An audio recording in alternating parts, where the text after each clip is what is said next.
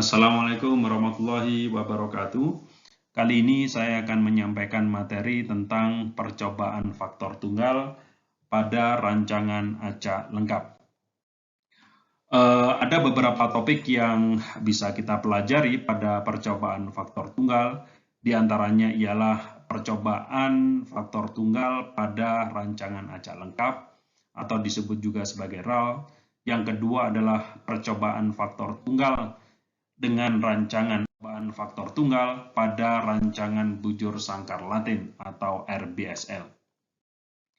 Pada pertemuan kali ini saya akan membicarakan secara khusus tentang percobaan faktor tunggal pada rancangan acak lengkap atau disebut juga sebagai completely randomized design. Ada beberapa karakteristik pada rancangan faktor tunggal dengan RAL ini, di antaranya ialah perlakuan yang dicobakan merupakan taraf-taraf dari suatu faktor tertentu, yang artinya adalah yang dinamakan treatment atau perlakuan pada rancangan ini ialah taraf dari faktor itu sendiri. Ini berbeda dengan konsep di rancangan faktorial. Misalnya kita melakukan suatu kajian dengan faktor yang ingin dikaji pengaruhnya adalah varietas, maka perlakuan yang dicobakan adalah taraf dari varietas, yaitu misalkan varietas 1, varietas 2, dan varietas 3 yang merupakan taraf-taraf dari varietas. Karakteristik berikutnya dari rancangan ini ialah faktor-faktor di luar perlakuan dikondisikan serba sama. Jadi dikondisikan kita sebut sebagai homogen atau homogeneous. Dan karakteristik dari rancangan ini yang berikutnya ialah kondisi satuan percobaan atau unit percobaan diasumsikan serba sama. Jadi secara ringkas kita bisa katakan bahwa yang membuat sesuatu ini berbeda adalah perlakuannya. Selain dari perlakuan kita buat serba sama. Misalkan faktor-faktor lain di luar perlakuan ataupun kondisi satuan percobaan kita kondisikan serba sama atau ini saya akan berikan satu ilustrasi pada rancangan ini. Misalnya penerapan perlakuan terhadap unit percobaan dilakukan secara acak terhadap seluruh unit percobaan. Ini yang dinamakan completely randomized design. Jadi pengacakannya betul-betul dilakukan tanpa ada batasan-batasan tertentu. Jadi yang unit-unit percobaan tersebut akan menerima perlakuan yang ditunjuk secara acak dari treatment-treatment yang ada. Ya, contohnya misalkan suatu percobaan melibatkan 6 buah perlakuan. Katakanlah perlakuan tersebut adalah P1, P2, P3, P4, P5, dan P6. Berarti ini adalah percobaan faktor tunggal dengan taraf 6. Dan P1 ini adalah taraf pertama dari faktor tersebut, P2 adalah taraf kedua dari faktor tersebut, dan seterusnya sampai P6 adalah taraf ke-6 dari faktor tersebut. Dan setiap perlakuan diulang sebanyak 3 kali. Dengan demikian, banyaknya taraf ini akan dikalikan dengan 3 yang menghasilkan angka 18. Artinya, setiap treatment atau perlakuan atau P1, P2 sampai P6 ini akan dilakukan atau diulang sebanyak 3 kali pada unit percobaan. Nah, bagaimana cara melakukan pengacakannya? Jadi pengacakannya dilakukan misalkan ini kita ada 18 kotak ini ya. Ada 18 kotak yang mencerminkan 18 unit percobaan.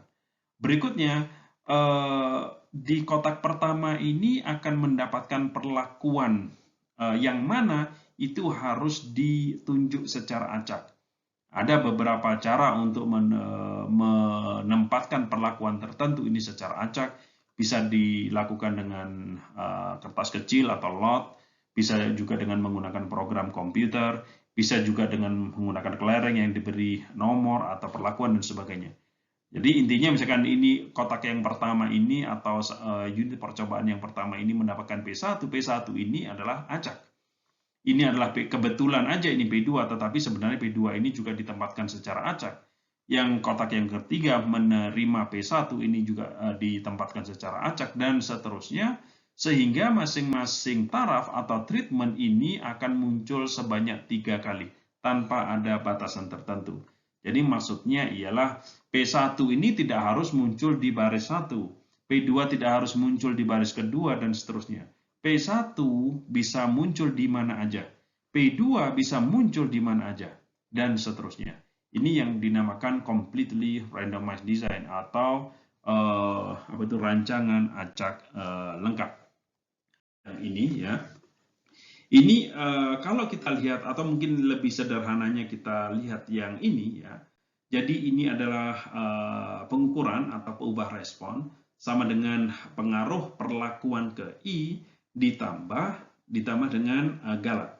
Nah, kalau kita uraikan ini, jadi ini nanti akan diwujudkan dalam bentuk jumlah kuadrat total, karena ini adalah yang kita ukur. Sama dengan pengaruh perlakuan ditambah galat. Nah, jadi ada 3 komponen ini. Jadi YIJ ini akan berwujud total, yang ini akan berwujud perlakuan, yang ini akan berwujud sebagai galat. Kalau kita kembali ke sini ya, ini setelah melalui beberapa atau aljabar sederhana, di mana ini dikurangi dengan rataan umum. Jadi Y titik-titik bar ini maksudnya adalah rata-rata dari semua data. Misalkan kita mempunyai 18 data di contoh sebelumnya, maka ini adalah jumlah dari 18 data tersebut dibagi dengan 18. Jadi ini adalah rata-rata umum atau rataan umum. Jadi kalau masing-masing data ini kita kurangi dengan rataan umum, maka dengan sedikit aljabar kita akan modifikasi ini dengan arti yang sama dengan ruas kiri seperti ini. Nah, ini nanti mungkin kita lokalisir dengan memberi tanda kurung seperti itu. Maka jika kita kuadratkan masing-masing ruas kiri dan ruas kanan dan komponen-komponennya, ya, misalkan ini dikuadratkan, terus ini dikuadratkan dan sebagainya. Kalau ini dikuadratkan maka akan sama dengan ini ya. Ini aljabar sederhana aja. Maka dengan modifikasi seterusnya akan didapatkan jumlah dari YIJ dikurangi Y rata-rata ya, kuadrat sama dengan rumus ini. Maka untuk kemudian yang ruas kiri ini disebut sebagai JKT atau jumlah kuadrat total. Yang ini, ya, komponen yang pertama ini adalah jumlah kuadrat perlakuan. Kita lihat di sini, ya, YIJ dikurangi Y rata-rata, ya, ditambah dengan YI titik dikurangi dengan Y rata-rata. Mungkin ini, maaf, ini saya terbalik menyebutnya. Yang komponen yang pertama ini disebut sebagai jumlah kuadrat galat. Jadi masing-masing ini komponen total ini YIJ dikurangi perlakuannya, maka akan menjadi jumlah kuadrat perlakuan. Maaf, di sini saya coba koreksi sedikit ya. Jadi di ruas yang kiri ini, ruas yang sebelah kiri dari ruas kanan ini akan menjadi jumlah kuadrat galat ya, karena ini adalah masing-masing pengukuran dikurangi dengan perlakuannya akan menjadi galat. Sedangkan yang komponen yang kedua ini akan menjadi jumlah kuadrat perlakuan. Kita lihat sini, Y rata-rata I titik ini berarti rata-rata dari perlakuan ke I dikurangi dengan rataan umum. Jadi ini komponen yang kedua dari ruas kanan ini adalah JKP atau jumlah kuadrat perlakuan. Nah, kalau kita lihat ini yang wujud dari YIJ tadi, dan jumlah kuadrat perlakuan ini adalah wujud dari rataan mu I tadi, dan yang terakhir ini adalah epsilon tadi. Jadi jumlah kuadrat total itu sama dengan jumlah kuadrat perlakuan ditambah dengan jumlah kuadrat galat. Oke, kalau kita perincikan lagi dalam bentuk tabel ANOVA atau disebut juga sebagai tabel sidik ragam, ya. Jadi di kolom sebelah kiri ini adalah sumber keragaman, di kolom yang kedua biasanya ditulis sebagai DB atau derajat bebas, dan yang ketiga, kolom yang ketiga ini disebut sebagai jumlah kuadrat yang merupakan kontribusi dari masing-masing komponen ini sebelum dikoreksi dengan derajat bebasnya. Nah, yang keempat adalah kuadrat tengah. Kuadrat tengah ini adalah kontribusi dari masing-masing komponen setelah dikoreksi dengan derajat bebasnya, karena derajat bebas ini berbeda-beda. Jadi kalau kita ingin melihat kontribusi dari perlakuan terhadap totalnya, misalkan seperti itu, jangan dilihat hanya dari jumlah kuadrat perlakuannya, karena derajat bebasnya berbeda-beda. Jadi masih harus dikoreksi dengan derajat bebasnya yang akan menjadi kuadrat tengah masing-masing komponen. Jadi misalkan di sini kuadrat tengah perlakuan atau KTP ini, kuadrat tengah perlakuan itu sama dengan jumlah kuadrat perlakuan dibagi dengan derajat bebas perlakuan. Seperti itu. Begitu juga kuadrat tengah galat atau KTG ini akan sama dengan jumlah kuadrat galat dibagi dengan derajat bebas galat. Nah, seperti itu. Nah, untuk idealnya seperti ini ya, atau konsepnya begini. Jadi nanti kita lihat apakah kontribusi dari perlakuan ini cukup besar kalau dibandingkan dengan kontribusi dari galat atau sesuatu yang kita tidak tahu, sesuatu yang di luar perhatian kita. Nah, kita ingin bahwa kuadrat tengah perlakuan atau kontribusi dari perlakuan ini jauh lebih besar daripada kontribusi terhadap kontribusi dari galat atau sesuatu yang di luar fokus kita. Nah, seperti itu. Jadi itu akan diwujudkan dalam bentuk F hitung, di mana F hitung itu ialah kuadrat tengah perlakuan dibagi dengan kuadrat tengah galat. Ya. Nah, ini kita hitung seperti ini. Kalau notasinya masih sama ya, yang kolom ketiga, kolom keempat ataupun kolom kelima ini notasinya sama. Mungkin yang membedakan adalah di kolom yang kedua, di mana ini sangat tergantung dengan banyaknya ulangan. Jadi apakah ulangan dari setiap perlakuan itu sama, yaitu sama dengan R, atau tidak. Kalau jumlah ulangan dari masing-masing taraf atau perlakuan itu sama, maka baris kedua dan ketiga nanti agak sedikit berbeda. Jadi kalau di sini yang tabel yang atas ini, ya tabel yang atas ini adalah rumus derajat bebas kalau banyaknya ulangan sama. Jadi ini masih sama ya, T-1 yang atas ini juga T-1. Tetapi kalau derajat bebas galat ini T kali R-1 kalau jumlah ulangan sama. Tetapi kalau jumlah ulangannya berbeda, kita melihat ini adalah jumlah dari RI, jadi ulangan dari taraf ke I dikurangi 1. Ya, masing-masing perlakuan dikurangi 1, atau masing-masing banyaknya data di masing-masing perlakuan dikurangi 1, terus dijumlahkan. Tetapi kalau banyaknya ulangan sama, ini akan langsung dikalikan seperti itu. Sedangkan derajat bebas total, prinsipnya tetap sama. Banyaknya semua data dikurangi 1. Kalau kita mempunyai data di mana ulangannya adalah sama, maka banyaknya data adalah banyaknya treatment atau perlakuan dikali banyaknya ulangan. Itu adalah total dari data yang kita punya, terus dikurangi 1. Sedangkan kalau banyaknya ulangan ini tidak sama, ya maka ini harus masing-masing banyaknya ulangan dari masing-masing perlakuan, jadi jumlah RI. Nah, kita dijumlahkan dulu ini, baru dikurangi 1. Tapi intinya tetap sama, banyaknya data dikurangi 1. Sementara perhitungan untuk kolom ketiga, kolom keempat, dan kolom kelima adalah tetap sama. Intinya di perhitungan ini, seandainya KTP ini jauh lebih besar daripada KTG, artinya perlakuan itu memberikan kontribusi yang signifikan, bahwa masing-masing perlakuan ini memberikan efek atau pengaruh yang berbeda. Nah, itu diwujudkan dalam bentuk F hitung, sehingga kalau F hitungnya itu besar, berarti pengaruh masing-masing perlakuan itu berbeda antara satu perlakuan dengan perlakuan yang lain. Nah, untuk detailnya bagaimana menghitung jumlah kuadrat total, jumlah kuadrat perlakuan, dan jumlah kuadrat galat, ini saya yakin cukup mudah sebenarnya. Yang penting kita mempunyai data pengukurannya. Misalkan ini ya, untuk menghitung jumlah kuadrat total ini, jadi masing-masing data itu dikuadratkan, ya.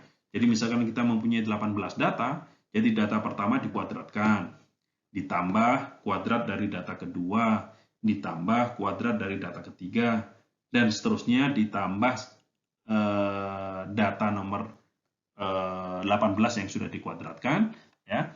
Ini jumlah kuadrat dari masing-masing data, dikurangi faktor koreksi, di mana faktor koreksi dihitung secara mudah dengan total dari semua data. Jadi semua data dijumlahkan, terus dikuadratkan, terus dibagi dengan banyaknya data. Nah, banyaknya data ini ya total data yang kita punya. Nah, seperti itu. Begitu juga untuk menghitung jumlah kuadrat perlakuan. Jumlah kuadrat perlakuan ini adalah total dari masing-masing perlakuan dikuadratkan, terus dibagi dengan banyaknya ulangan di perlakuan tersebut. Ya, habis itu terus dijumlahkan. Tentunya kita mempunyai beberapa taraf kan, beberapa perlakuan. Ya, jadi itu dijumlahkan, terus dikuadratkan, dibagi dengan banyaknya ulangan di perlakuan tersebut. Kalau sudah dijumlahkan dari semua perlakuan tersebut, baru dikurangi faktor koreksi, di mana faktor koreksinya adalah jumlah yang sama yang kita sudah hitung sebelumnya. Nah, yang berikutnya adalah jumlah kuadrat galat. Ini sebenarnya gampang aja. Karena JKT itu sama dengan JKP plus JKG, maka JKG ya sama dengan jumlah kuadrat total dikurangi jumlah kuadrat ini ya. Ini kalau kita analisis datanya, kita hitung secara manual atau dengan menggunakan software kita hitung tadi, yaitu ini adalah 6,1 dalam hal ini. Ataupun dengan uji LSD. Akhir yang akan kita diskusikan pada materi kali ini yaitu uji perbandingan berganda dengan uji Bonferroni. Jadi secara singkat, ini akan memungkinkan membuat perbandingan antara perlakuan dengan kelompok perlakuan, atau antar kelompok perlakuan. Nah, seperti itu. Jadi ini lebih fleksibel. Misalkan kita membandingkan A dengan kombinasi antara B, C, D. Atau kita mau membandingkan antara kombinasi AB dengan kombinasi CD. Atau kita ingin melakukan pembandingan antara masing-masing satu perlakuan seperti ini. Jadi ini sangat-sangat fleksibel. Tentunya di salah satu tahapan perhitungannya, misalkan kalau kita ingin membandingkan antara satu perlakuan dengan kombinasi 3 perlakuan, maka H0-nya itu seperti ini, bahwa A itu sama dengan kombinasi antara B dengan C dengan D, atau rataan dari perlakuan A itu sama dengan rata-rata dari perlakuan B ditambah perlakuan C ditambah perlakuan D, kira-kira seperti itu. Ini bersesuaian dengan ini. Begitu juga kalau kita ingin membandingkan kombinasi antara perlakuan A dengan B versus kombinasi antara perlakuan C dengan D, maka H0-nya itu seperti ini. Rata-rata antara rataan A dengan B ini sama dengan ini seharusnya dibagi 2 ya.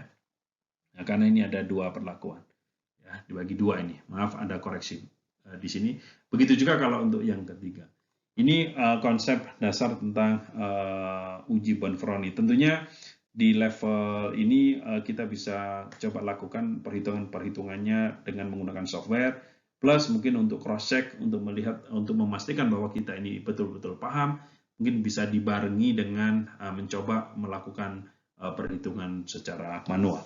Ini adalah sedikit tentang rancangan atau percobaan faktor tunggal dengan rancangan dasar, rancangan acak. Itu saja mungkin pertemuan kali ini. Semoga bisa diperoleh manfaat dari apa yang saya sampaikan tadi. Terima kasih. Assalamualaikum warahmatullahi wabarakatuh.